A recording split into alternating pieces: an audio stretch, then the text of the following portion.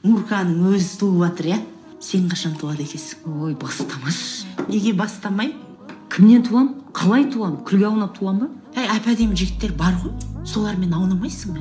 Өзің қарамайсың, өзің елемейсің, осы жұмыс істеп отырасың, мына біреу костюмдарды киіп алып. Тұрмысқа шығай, тойыңа барайық, билейік. Айтпақшы, мен Бибігүлмін. Жақында 40-қа толам. Маған қойылатын ең хит сұрақты біліп отқан шығарсыздар. Бақшы, сен тұрмысқа қашан шығасың? Я шынымен де қашан шығасың? Мен тұрмысқа қашан барамын? Құдай қаласа, шығайын деп жатырмын.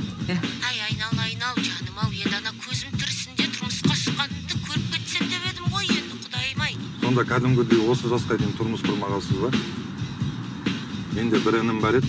Болды, ініңіздің үйіне тарта берсеңіз десің, Рахмет аға, тұрмысқа шығайын деп жатырмын. Ана Гүлмираның да Бағиланың да қыздары тұрмысқа шығып жатыр.